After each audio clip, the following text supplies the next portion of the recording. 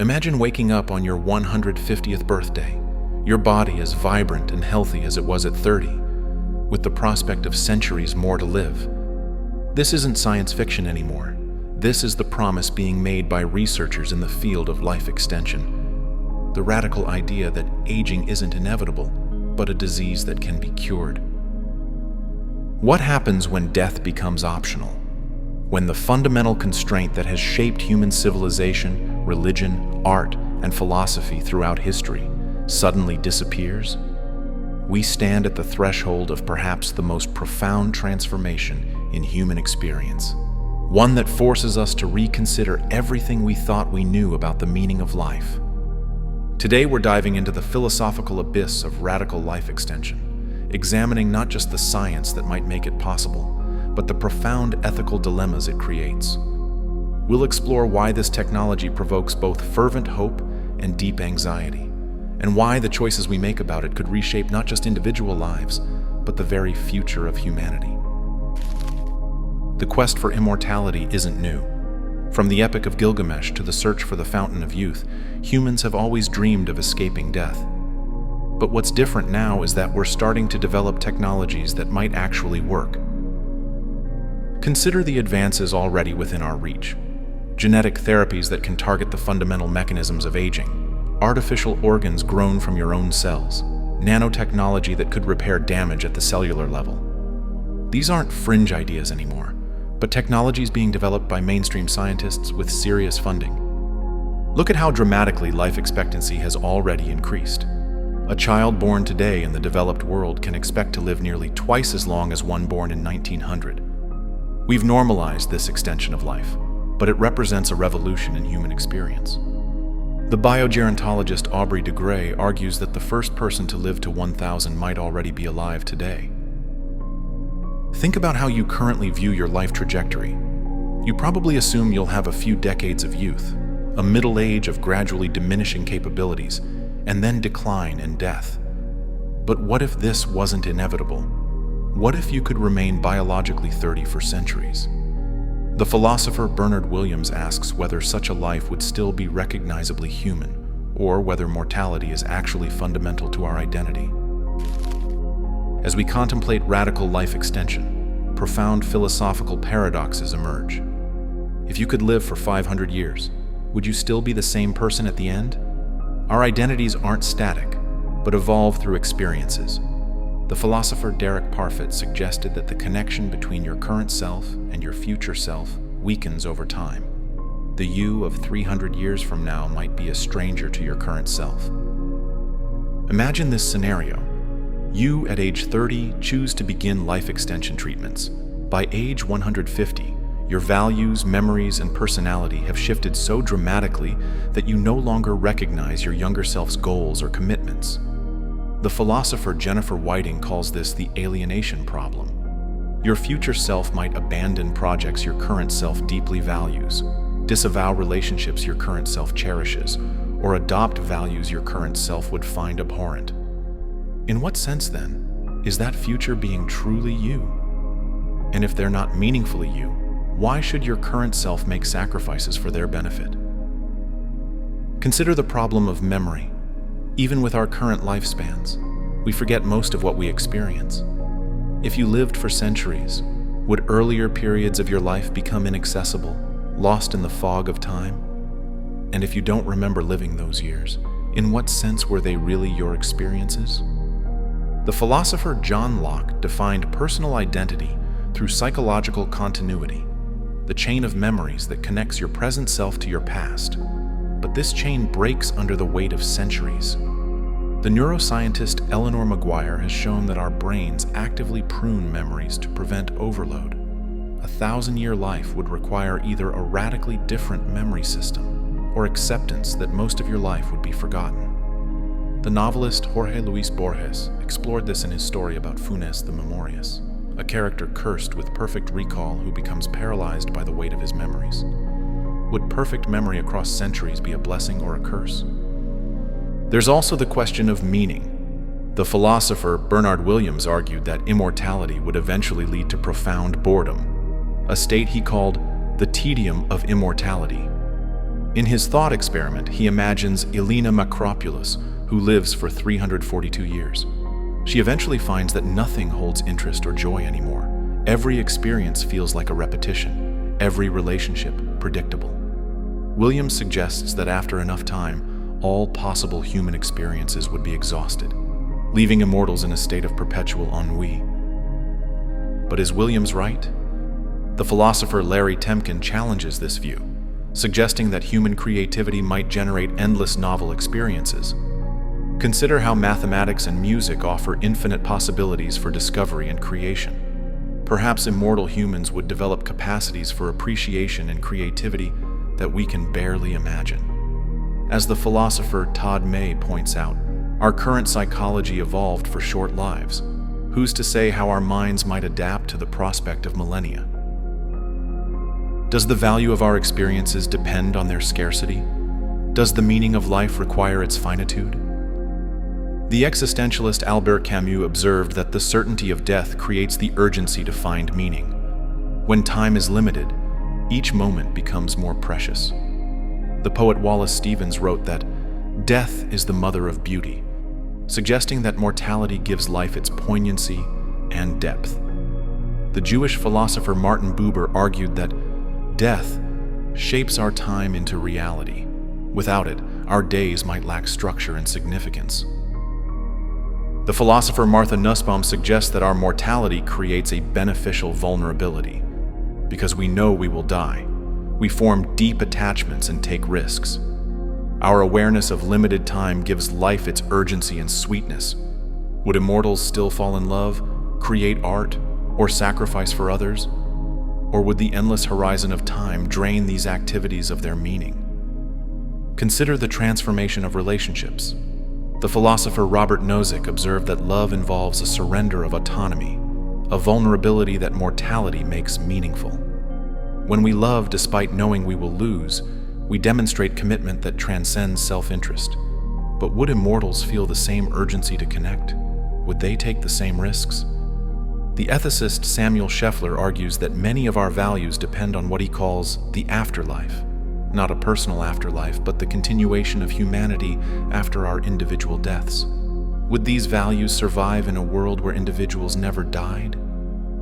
Then there's what philosophers call the experience machine problem. If we could live indefinitely, but only by becoming increasingly artificial beings, would something essential about humanity be lost?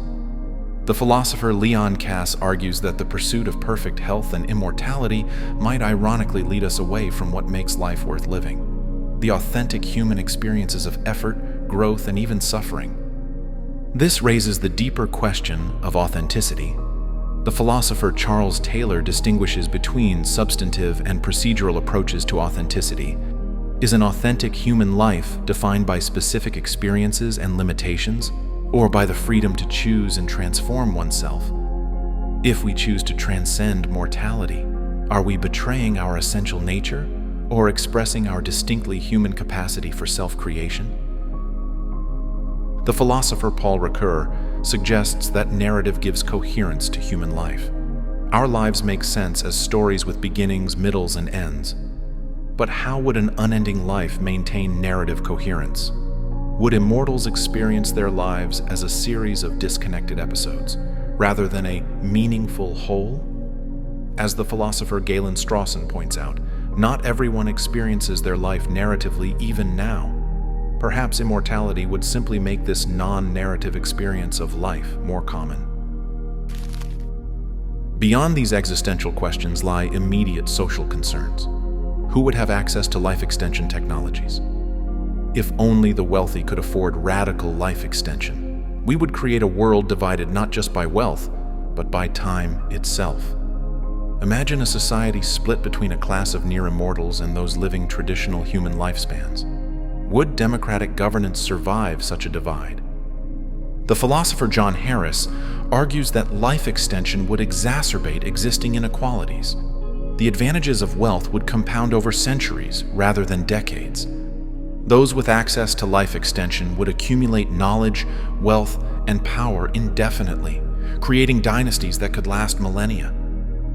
Consider the implications for justice.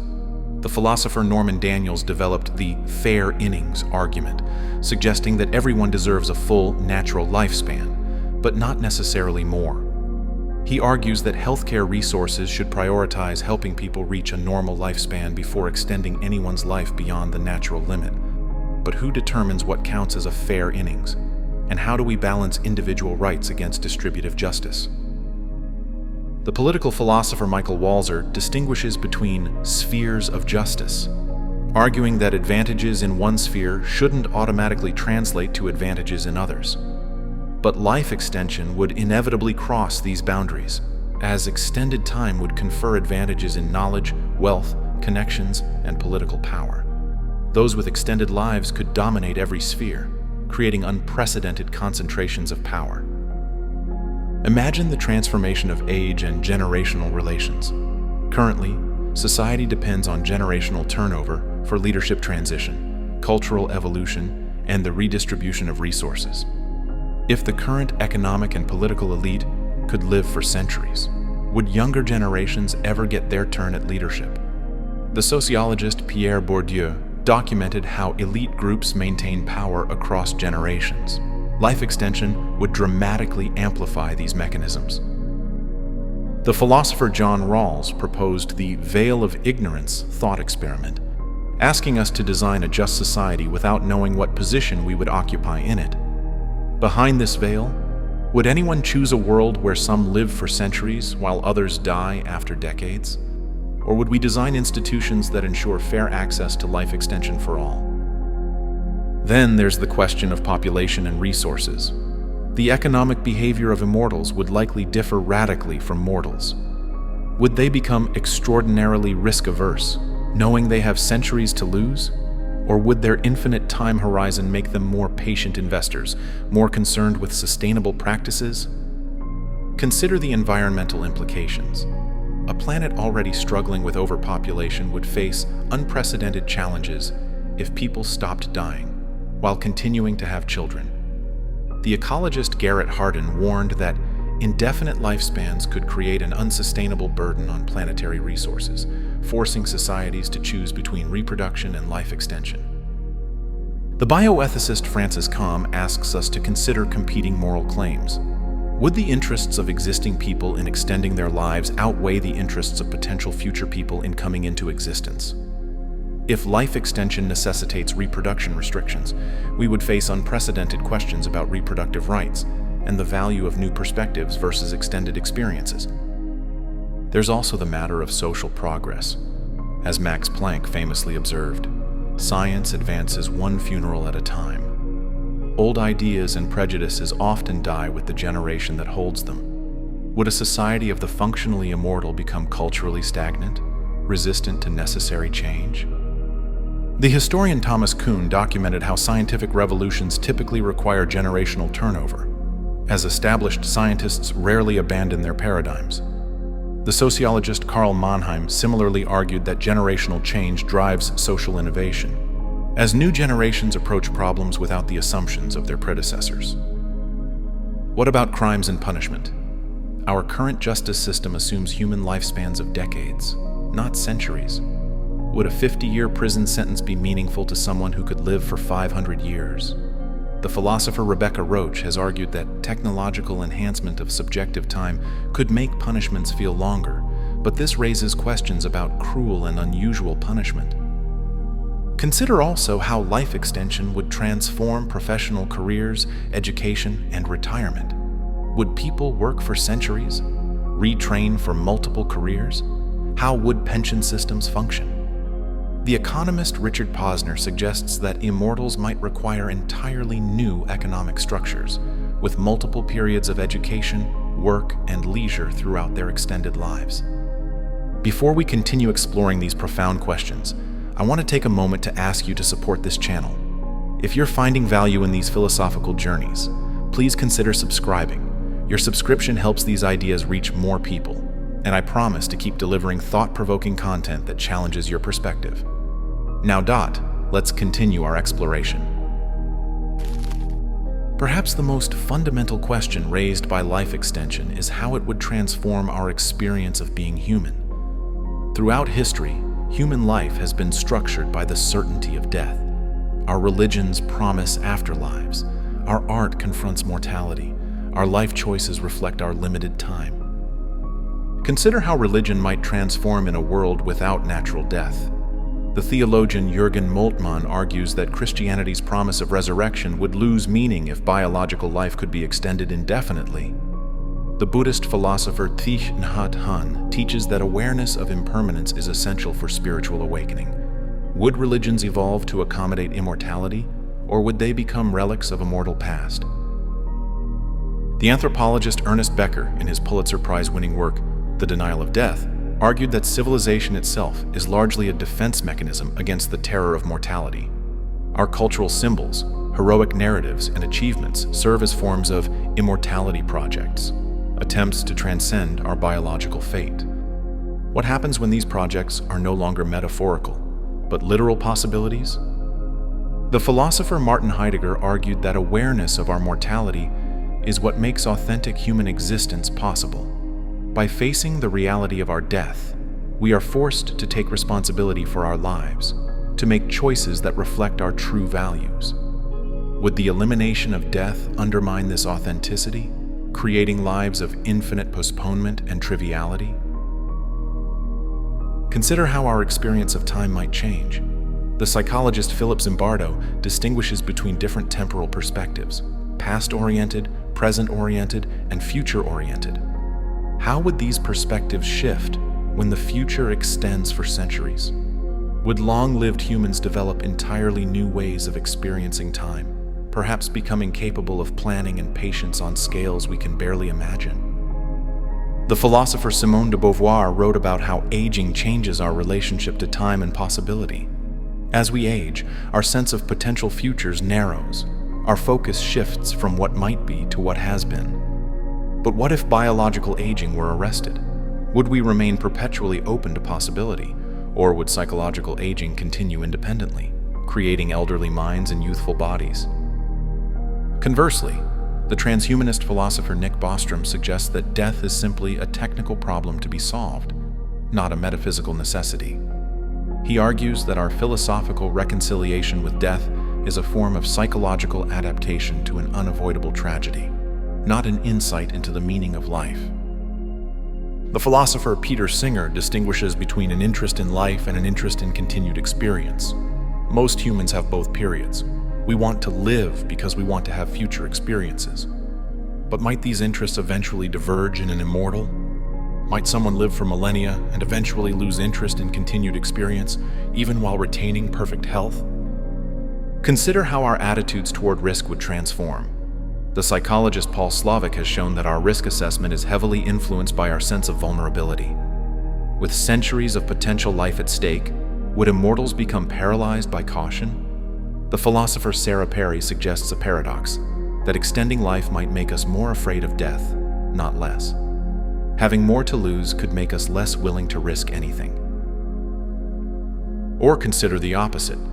The philosopher Laurie Paul discusses transformative experiences, choices that fundamentally change who we are.